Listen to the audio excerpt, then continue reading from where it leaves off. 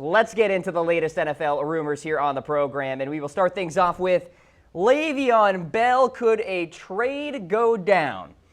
So as we now know, the Steelers have had a change of heart on one of the top-line running backs in the National Football League. They are now listening to trade offers as we stand. It was first reported, I believe, a few weeks ago that the Steelers were not looking into this option. They were not fielding offers from teams out there. They were not interested at all in trading Le'Veon Bell.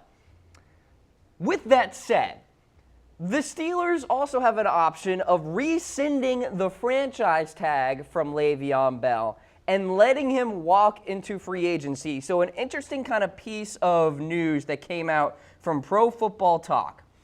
All right, so stick with me here because there's some contradictory reporting. So Pro Football Talk originally reported on the Steelers perhaps rescinding the franchise tag. Now, Mike Florio said, according to a source, if the Steelers rescind the franchise tender, Bell's departure when he signs with a new team would count towards the Steelers' overall free agency losses in 2018. That means the Steelers would get a compensatory pick, likely a third-round selection in return. Here's the deal. An update to that article, minutes later, reported and noted that the Steelers' net gain in losses and additions would actually be at 0 if Le'Veon Bell signed elsewhere. So the Steelers, in the end, would not get a compensatory pick. So here I was, ready to talk about a potential out for Pittsburgh in that, well, maybe they don't want to trade him or they don't find a good enough package for Le'Veon Bell. They just let him walk and they can get a third-round pick just like that. That seems to not be the reality of the situation for the Pittsburgh Steelers. And just to put a bow on this reporting here, if the Steelers were slated to get a third-round compensatory pick, then the price tag for Le'Veon Bell would have to be a third-round pick and then some, right? Because the baseline would have been a third-rounder. That's no longer the case. So kind of an interesting story here. Now the Steelers really have to look into trading Le'Veon Bell because here's the deal. The guy has burned his bridge with the Pittsburgh Steelers. If he returns, it's going to be nothing short of awkward. It doesn't make any sense whatsoever from the Pittsburgh side and the Le'Veon Bell side to try to patch things up and make something happen. James Conner is good enough at the running back position. You don't want the drama in the locker room. There's already enough of that with the Pittsburgh Steelers. So how about this? Maybe the New York Jets make a deal. I saw Donnie in comments saying, well, maybe the Houston Texans. Maybe that's actually a likely scenario as well in terms of a trade partner. But as for the Jets, ESPN and the New York Daily News both reported on Monday that the Jets did have preliminary discussions with the Steelers about Le'Veon Bell. It must be noted, though, that no trade offer was brought about. Now, it's obviously not surprising that the Jets are interested here. Their backfield is fairly average with Isaiah Crowell and Bilal Powell. They're okay running backs, but they're not world beaters out there by any means. Plus, the Jets have a ton of cap space to sign Le'Veon Bell to a long-term deal if they do get a trade done. Now, Le'Veon Bell, like I said, one of the premier running backs in the National Football League, one of the few bell cow backs out there in an NFL where bell cow backs are very rare. So, I mean, since 2013, Bell ranks third in yards from scrimmage with 7,996, even though he's only played in 62 games in that span. The two players ranked above him, LaShawn McCoy and Antonio Brown, have played in 77 and 79 games, respectively. So for Le'Veon Bell to go along with Sam Darnold, I think would be huge for the rookie quarterback's development. And eventually, the Jets will draft a good receiver. And all of a sudden, you could have, eventually, the king, the new king of the AFC East, the New York Jets. I say eventually because Tom Brady cannot live forever in terms of his NFL career. He's going to retire at some point, and somebody is going to emerge in this division. Could it be the New York Jets if they are able to pull off this deal? This is what is going to be required. They're going to have to give up a first-round pick. They don't have a second-round pick. So if the Jets really, really want Le'Veon Bell, they got to give up a first-rounder. And I tossed in Buster Skrine as well. Not the greatest cornerback out there, but he does provide some depth there in the secondary for Pittsburgh that has gotten torched a couple of times so far this season, particularly from Mr. Patrick Mahomes, the new MVP favorite, by the way. Now, here's the other thing with Le'Veon Bell. There's got to be this, wink, wink, under the table, thumbs up kind of situation between the Jets and Bell. And by that, I mean the Jets have to promise Bell, we're going to sign you and extend you X amount.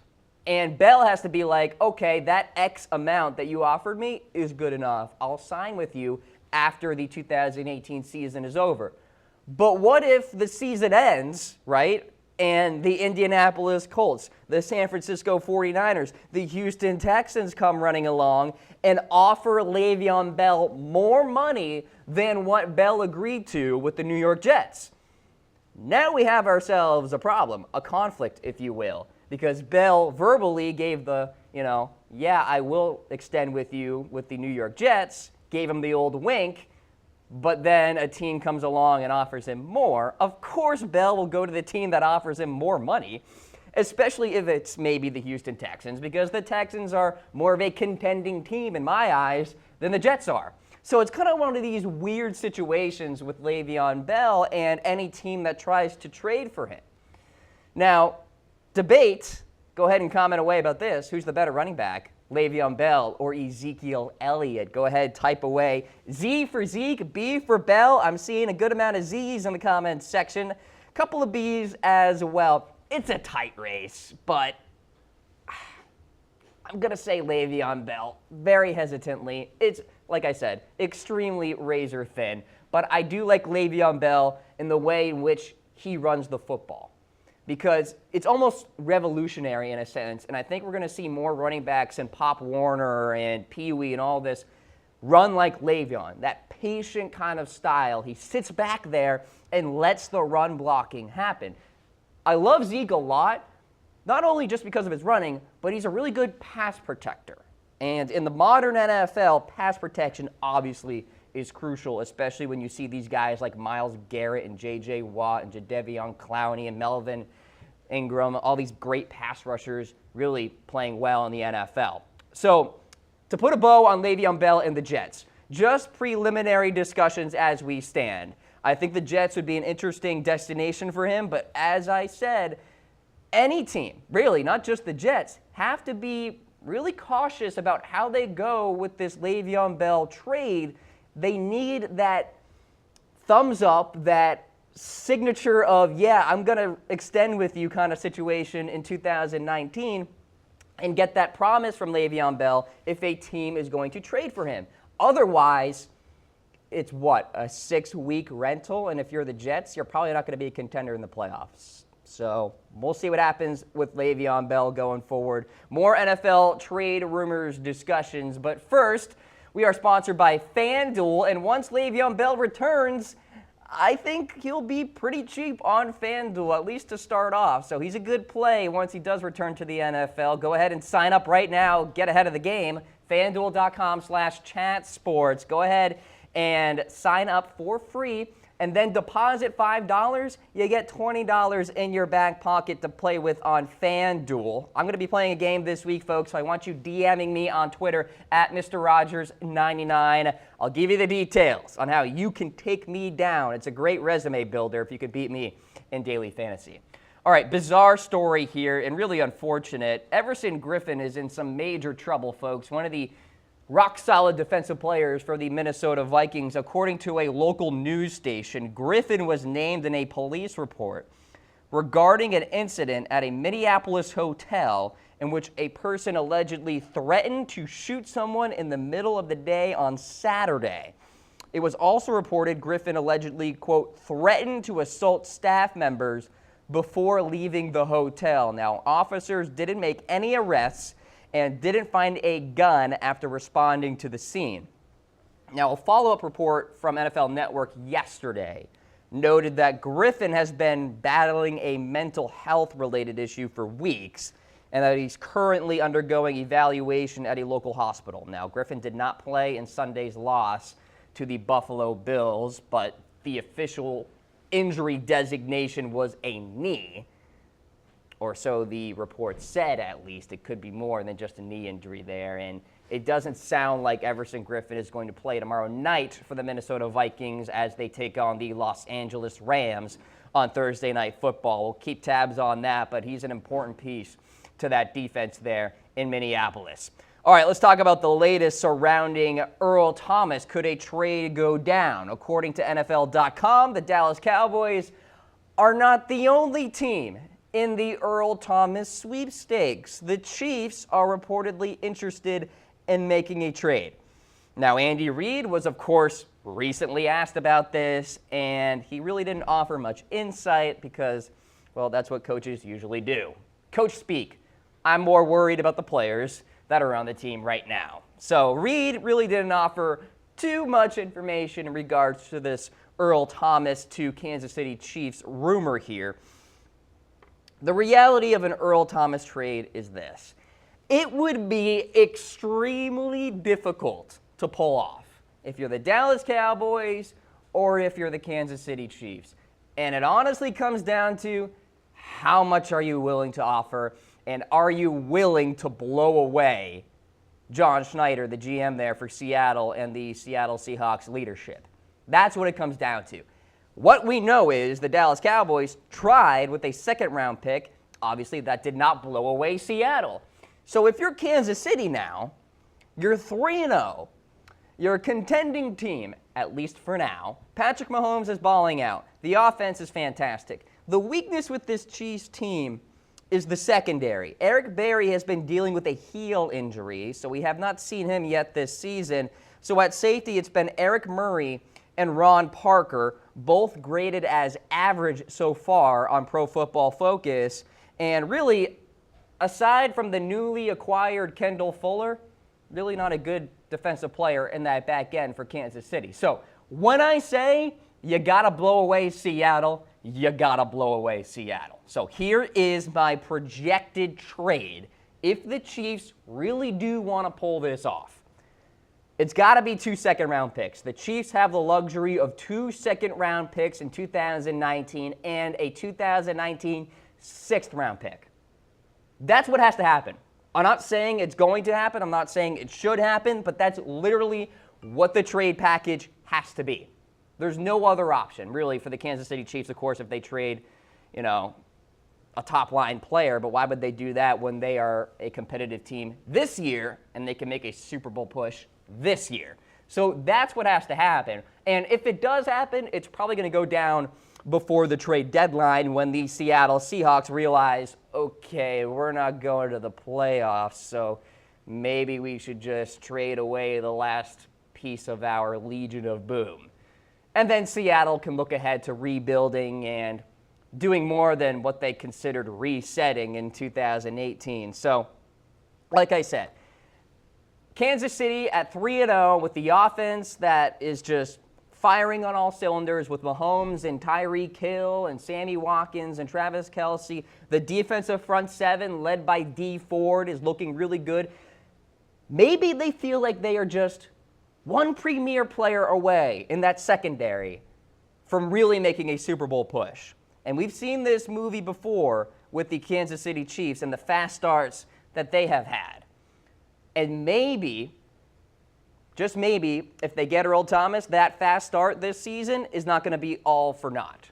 Maybe they can actually make a real-time push to Super Bowl 53 in Atlanta. But that is going to be the trade if they want to make it happen. And like I said again, Earl Thomas just wants to be paid. He doesn't necessarily want to be traded. He wants to be paid. He wants security, whether it's with Seattle, Dallas, or Kansas City. All right, so that trade is probably going to be the reality if it does happen. That's a big if, though. All right, let's talk about the 49ers because they are looking for a new quarterback, at least a new backup. Tom Savage is slated to work out for the 49ers this week, among other veterans out there. San Francisco also promoted Nick Mullens, who was previously on the practice squad, now to the active roster. And we're talking about this because, of course, Jimmy Garoppolo is done for the season. It is confirmed a torn ACL. But why are the 49ers doing this? Like, Tom Savage, straight up, guys, is not a good quarterback. At least you have a guy in Nick Mullens who you can try to develop a little bit and see what you have in him. But it's not like the jury is still out on Savage. He sucks. Draft pick back in 2014. He's been mediocre at best since then. Now, some other names that the 49ers are working out, T.J. Yates, Kellen Clemens. They did reach out to Matt Moore as well, but he rejected them. Sounds like he doesn't want to play football again. I saw somebody in the comments section yesterday mentioning Jay Cutler. No, you don't want Jay Cutler on the 49ers. That's not really a good option there. So if they do sign Tom Savage, he's likely just going to compete with Mullens for the backup slot because, of course, C.J. Beathard, according to reports out there, is slated to be the starter this week for the 49ers as San Francisco prepares to take on the Los Angeles Chargers. But, man, I have been through it before as a Ravens fan. Just the deflated feeling the following week after a really tough ACL injury to one of your premier players. It's not good. I suffered through it a couple of years ago with Joe Flacco when I was watching the game and he tore his ACL, and you just felt like the season was not worth watching anymore because there's no competitive nature in the team. Even the players feel a little dejected after it, and especially with all the hype from Jimmy Garoppolo in the offseason and the big fat contract he signed back in February and all this. Trust me, 49ers fans, I feel you. I'm here for you. And with that, I'm here to offer you some options. So let's talk about them. Let's start with Colin Kaepernick. Now, I think Colin Kaepernick makes a lot of sense for me, guys. Now, maybe for you it doesn't, and maybe Kyle Shanahan it doesn't either, because Shanahan was asked about Colin Kaepernick, and he said Kaepernick doesn't really fit the offense, and that for now they are not talking to him about coming on over to San Francisco for a little reunion.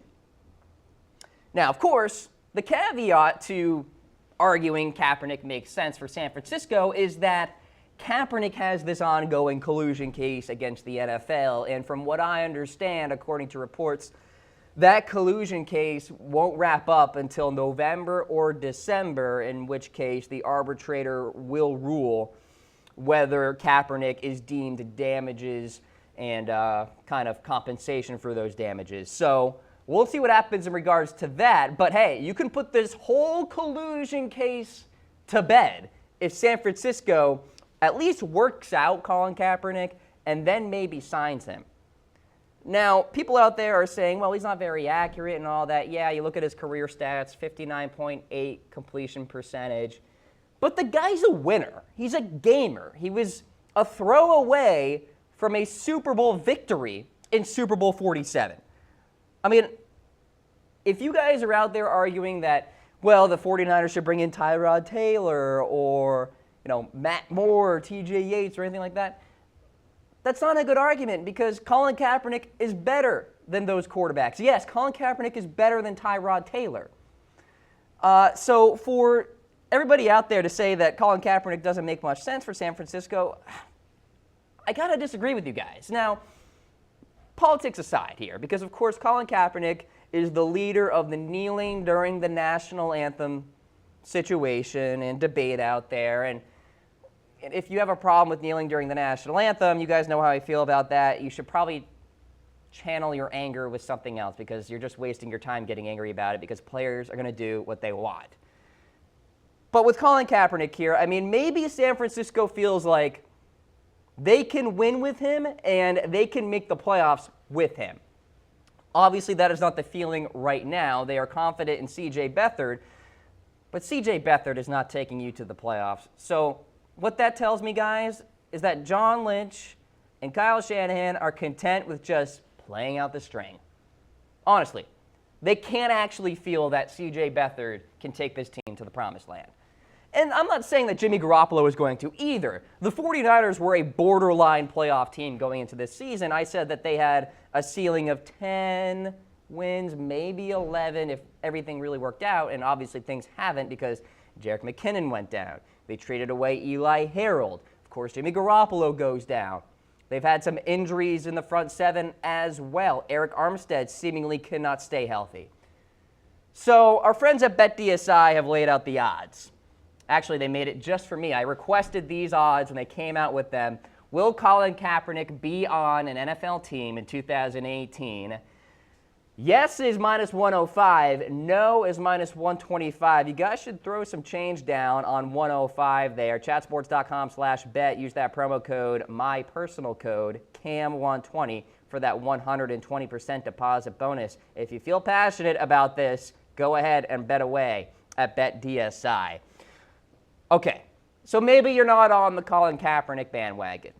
Do you think a trade for Nick Foles could make some sense? This appears to be extremely unlikely. Accomplishing a trade for Foles would require a big, fat trade package. Now, Foles is no stranger to trade rumors before. But here's why it probably is not going to happen. Because, yes, the Eagles did previously listen to offers for Nick Foles, but that was coming off Super Bowl MVP honors, a Super Bowl victory, and if a trade didn't happen at Nick Foles' peak value, why would it happen now? And for the only reason for it to happen now is if San Francisco just absolutely overpays for this guy and gives Philadelphia the absolute world for this trade. And I will show you guys a projected deal here, and it's a lot.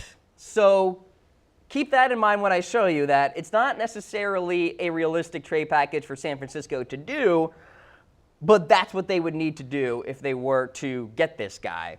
Now, I actually think Nick Foles would fit nicely into the Kyle Shanahan offense. Foles has proven he can be adaptable in many different offenses out there, playing in Chip Kelly's offense, playing in Frank Reich's offense just last season. So if Nick Foles can play in those offenses, I think he can play in Kyle Shanahan's too.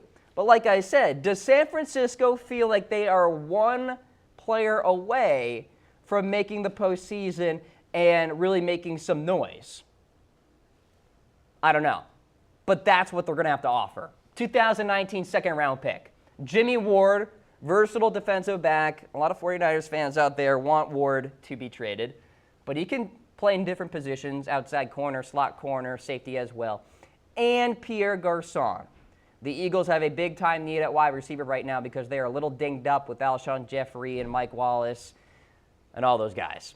Of course, the San Francisco 49ers receive Nick Foles. What do you guys think about this? I'm telling you, that is the trade package that has to go down to make this happen.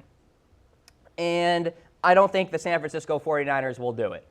So as I go through these scenarios here, let me just be on the record and say that I think San Francisco is going to roll with what they have right now. And that's C.J. Beathard as the starter, and that's Nick Mullens likely as the backup unless they sign a T.J. Yates, a Tom Savage, that maybe beats out Mullens during practice. But making a Nick Foles trade happen, signing Colin Kaepernick, trading for Tyrod Taylor, or even doing this, prying Brett Favre out of retirement, is extremely unlikely. Now, let me just say, this is straight up coming from me. There is no reporting on Brett Favre coming out of retirement or anything like that, but I was feeling a little nostalgic this morning. I did want to talk about it because, hey, Brett Favre said from his own mouth last year that he thinks he could play in the National Football League, and that was just only a year ago. So I doubt things have changed since 2017. So with that, guys, should the 49ers sign Brett Favre? Now, here is the reality of Brett Favre. I see people laughing in the comments section already. Has not played since 2010. Of course, his stint with the Minnesota Vikings when, of course, he went 5-8 in 13 games in 2010, 12-4 in 2009 with the Minnesota Vikings. He was with the Jets back in 2008, and then prior to that, of course, the long string of seasons with the Green Bay Packers. But we have seen this movie before about Brett Favre getting that itch to play in the NFL yet again. And I have talked about Terrell Owens making a comeback. Who's to say that Brett Favre couldn't make the comeback either? But again, I am kidding. So before you guys come at me in the comments section, please, for the love of God, just have a little ray of sunshine and just laugh with me, okay? They're not going to sign Brett Favre, but boy, would it be fun if he comes back to the NFL. And just to put a bow on this, it was kind of funny. Somebody in the comments section said that, well, in the NFL today, when all you have to do is touch a quarterback to get a penalty, maybe Brett Favre could survive. Who knows? And maybe he could really be successful in the NFL. Just channel that inner Tom Brady, because Tom Brady is playing at a high level. Look how old he is. All right? So there you go. Maybe Brett Favre makes a comeback. Meanwhile, Jameis Winston has hired a new agent as he is slated to return to the Tampa Bay Buccaneers this week. Now, interestingly, the Bucs can wait all the way until Friday to actually bring this guy onto the active roster, which would kind of be a gut punch, if you will, to Jameis Winston there. Now, Winston, of course, fired his previous agents back in July during the fallout of his suspension for allegedly groping an Uber driver in 2016. The Bucs did suffer their first loss of the season on Monday Night Football against the Pittsburgh Steelers. But the rumors out there suggest that Ryan Fitzpatrick is going to be the starting quarterback this week against the Chicago Bears. But be sure to vote upon this question: who should the Bucs start this week? F for Fitzpatrick, W for Winston. Go ahead and submit your votes in the comments section on Facebook Live as well as YouTube Live. You guys are watching the Cam Rogers Show on this Wednesday. All right. Kind of an interesting little nugget of information from that Monday night game. Jason Witten kind of made an odd remark. So during the game, Witten had some words for the roughing penalties that were going on between the Steelers and Bucs. Now, obviously, Witten is not a polished broadcaster or anything like that. And he's also not the first to speak upon the craziness with these roughing the passer penalties. Witten said the following during the broadcast, and it had a little political tint to it, if you will. Quote, "I knew they wanted to make it about the health and safety and protect these quarterbacks. It just seems like we went a little bit to the left wing on that."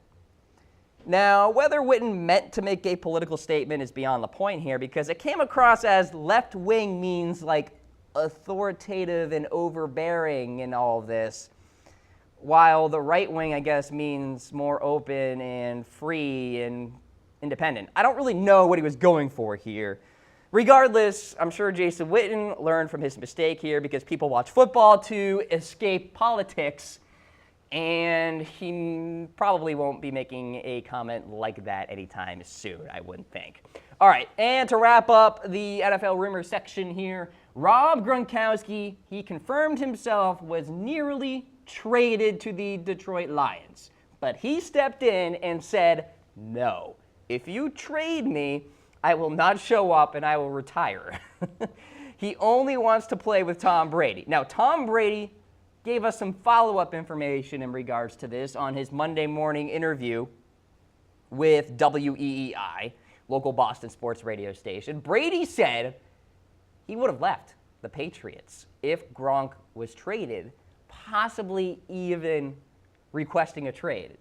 Can you imagine if Tom Brady was traded and Rob Gronkowski was traded in the same offseason? Boy, can you imagine if San Francisco actually made the deal happen? Total full circle type of situation here, where Tom Brady can wrap up his career in his home state and he rejoins Jimmy Garoppolo with the 49ers. I mean, this is all fantasy at this point now. Gronk and Brady are just fine on the New England Patriots. Well, fine is relative because they are 1-2 on the season, but I digress. Yes, a Gronk trade almost happened. But Gronk is always a surefire bet on FanDuel, folks. Go ahead and sign up to play this week at FanDuel.com/chatsports. You guys will get $20 for free to play with during fantasy when you deposit $5. That's it. You deposit $5, you get $20 for free. FanDuel sponsoring the Cam Rogers Show here today.